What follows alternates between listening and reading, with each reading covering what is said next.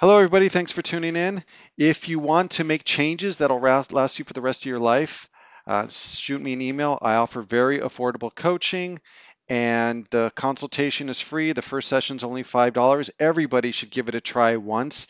It's amazing the impact coaching has on the destination and journey of your life. It's a very, very valuable tool, having someone to encourage you, give you the proper techniques and strategies, and most importantly, hold you accountable on that which you want to accomplish in life. So just send me an email and we could set something up. All right, today's topic is know your tendencies. Know It's like knowing the enemy. When you know the enemy, you can predict what the enemy is going to do, and then you can take preventative measures. So we have tendencies, we have reoccurring habit patterns, reoccurring themes in our lives, reoccurring um, destructive, self-destructive actions that we do. And if we know what our tendencies are, we can predict it and take preventative measures. One of the common things that I see in coaching is, and just in life, is creative avoidance. Creative avoidance is so common, and a lot of times people aren't even aware of it. And so, if you know your tendency to creatively avoid what you have to do, then you can catch it before you give into it. And so, for example, I was watching a documentary about this author who's written like 60, 70 books. And before he starts to write, his brain will say, oh, I need to straighten out my desk. Or, for example, I need to make some calls or something else that he needs to do. And the monkey, your monkey is very clever of getting out of what is not considered fun or is going to give immediate gratification. We never have creative avoidance when it comes going on Facebook or YouTube, surfing the internet, or watching Netflix, Twitter, and all those things. Isn't it funny how that there's never creative avoidance? That I really want to go on Twitter, or I really want to go on Facebook, but no, I need to wash. I'm going to wash. I want to wash the dishes first because that's more pleasurable. Your brain will always gravitate towards the path of least resistance, that which is easiest. And you got to be mindful and takes conscious awareness of how your brain makes rationalizations and excuses to get out of doing what it does not want to do. And so for example, you invite someone somewhere or to a party or to an event or to get together, and they're like, oh no, I've got to wake up early, or oh no, I've got to wash the trash cans. And people were always making superficial excuses. And when people make superficial excuses, it doesn't we're not allowing ourselves to find out what the true cause is. And so one of the things is just being honest with ourselves. Okay, I really don't want to do this. Like have a client, and he's in university, and he's struggled with university, and his life has kind of been put on hold because he's been in university. And we've just, through coaching, we've discovered that it's not deep down inside, it's not what he wants to do. And he's found all different types of reasons why he's not doing what he wants to do. Okay, university is necessary in order to get ahead in life. University is necessary to keep parents happy, or I don't want to look like a failure, or I don't want to look like I'm a quitter and stuff like that.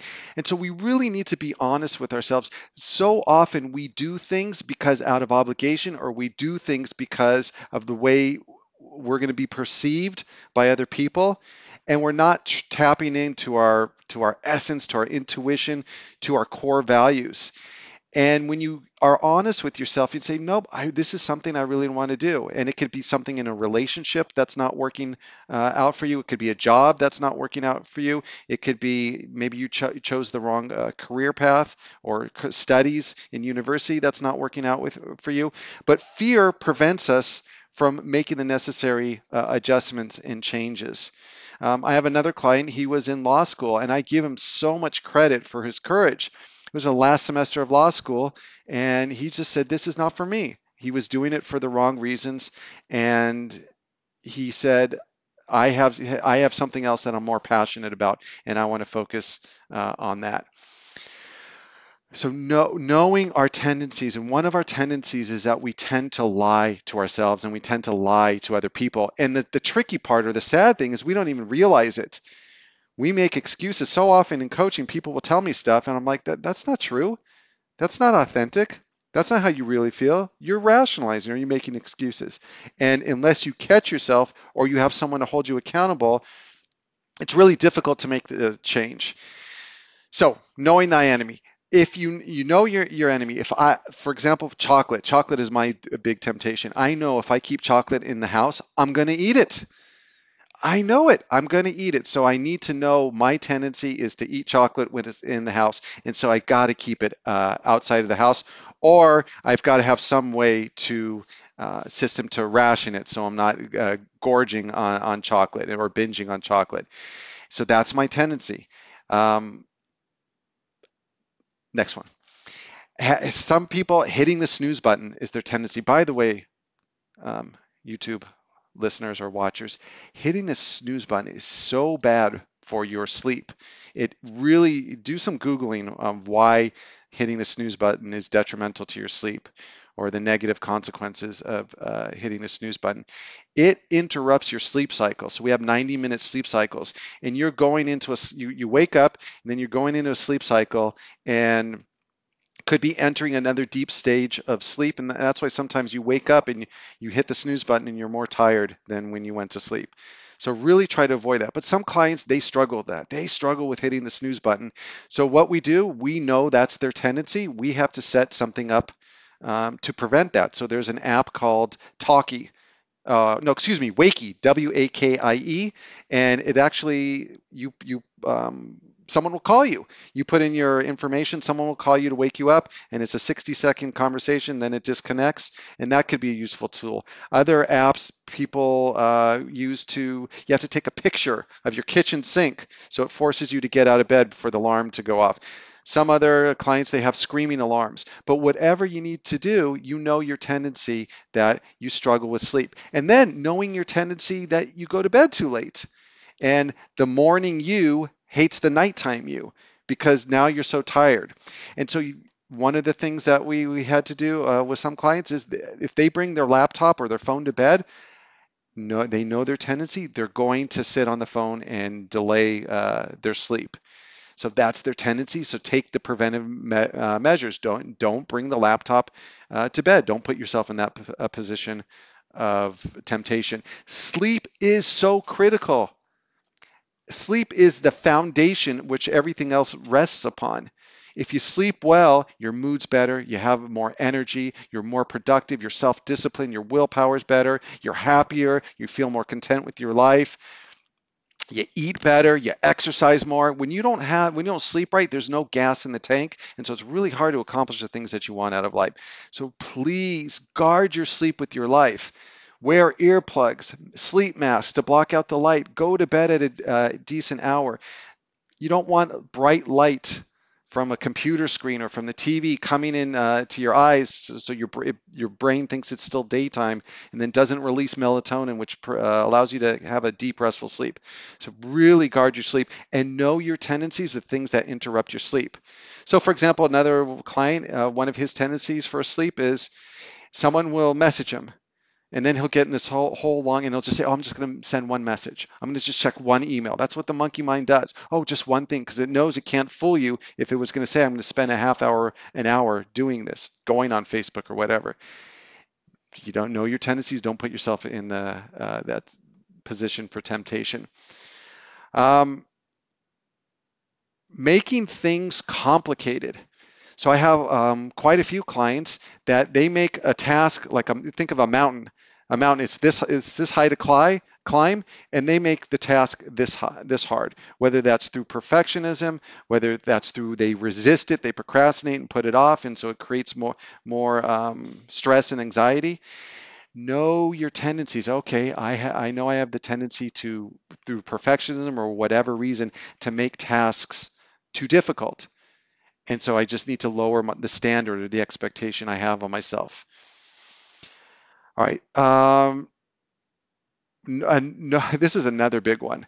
Know your tendencies. If you have the tendency to put things off in the future, I can't tell you how many times I hear clients, if we're working on a simplification goal or decluttering goal, and they have clothes that no longer fit them. One of the things they say, oh, one day I'm going to be thin. I'm going to be thin one day. One day I'm going to be smarter, and then I'm going to be more well read, or going to be more knowledgeable, and I'm going to write that book that I've wanted to write. One day I'm going to go for, when I have enough money or when all of the pieces are in place, I'm going to go for that job that I've been wanting to apply for. And this is the one day syndrome, always putting things off into the future. And if you know that's your tendency, find someone to hold you accountable and say, okay, instead of fixed due date, and that's one of the beautiful things in coaching, is that we do all these things. We set fixed due dates. We have that accountability. And so what it allows you to do is to stretch your comfort zone. And that's what we need to do. That's another big thing. Know your tendency. If you love to stay in your comfort zone, a lot of people love to feel that cocoon feeling of being in their comfort zone. It's safe. It's what they know. There's no risk. There's no danger, but it's so unfulfilling being trapped in that cocoon or that comfort zone. And so know your tendencies if you have a tendency to do it. One of the tendencies I see with clients is if they go to a party or social gathering, they tend to hang out or stay with people that they already know, people that they're comfortable with. And so one of the goals we'll set in coaching is they'll go around and talk to different people and meet new people and stretch themselves. So instead of the anxiety restricting them, they use that as an indicator. Okay, that's something that I need to work on through actions, through stretching my comfort zone by talking to people that I don't know. Um, Another tendency, this is another big one. Another tendency I see in coaching is people struggle when they work at home because there's just too many temptations, there's too many distractions, there's too many old habit patterns that have been deeply ingrained at home that it's really, really difficult to get things accomplished. So if you know that's your tendency, instead of trying to use willpower and force and say, okay, today I'm going to not go on Facebook, or I'm not going to get distracted, I'm not going to get on the phone or whatever, know your tendency. Say, okay, I need to go to the library. I need to go to a coffee shop. And so knowing your tendency allows you to prevent you putting yourself in a place to be susceptible. There's a really cool app for Apple for iPhones. It's Work Hard Anywhere. I'm not sure if it's yet. I know it's in the United States. I don't know for other countries the availability of it, but it actually gives you different places to work. It rates their Wi-Fi, I think their food, and all this different stuff. No affiliation, but a cool app if you want to get out of your side of your house. And one of the things clients tell me is that they double or triple their productivity just by getting outside of the house, working somewhere else. Um,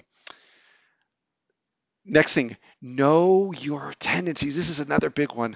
This is such exciting stuff because it allows you to be prepared and not to feel helpless. Because that's what coaching is all about, is empowering yourself and giving yourself strength to overcome the challenges that you face. So one of my clients, one of the things he repeats to himself is HALT, HALT, and it's an acronym for when we're struggling, when we're feeling down, when we're feeling blue, when we're feeling stressed. Ask yourself this: HALT, HALT, am I hungry? Because that's a big thing. A lot of times our blood sugars just run low and we blame it on, oh, my girlfriend or my boyfriend or my wife, upset me, or the dog or the kids. And we blame it on them when actuality we need to eat something. And when we eat something, then we're not going to be as prone to uh, be moody or to snap at anybody, and just to be more calm and stable. So ask your HALT, HALT, am I hungry? All right, so before you make decisions, before you start feeling really down or getting in the blues, ask, am I angry? Ask yourself the A, am I angry? Is there something that I'm angry about that I need to address? Is there a person that I need to talk to? Is there a letter or email I need to write? Is there some unfinished business? Or maybe you're angry and you just need to make peace with that within yourself. Maybe you need to meditate on it. Maybe you need to write and journal out it, get it out of your system. The next one is lonely. This is such a huge one because in our society, we are not designed to be enclosed by four walls. We're in design. We lived in tribes, 150 people to a tribe. We're out in nature. We're communing with other people. We have that social interaction, and we have that connection. And that's another big one that I see a lot of my clients they struggle with is they isolate themselves. And if you isolate yourself, and if you're lonely, everything's going to look completely different. Everything's going to look gray and bleak. Even introverts need people. They need social connections.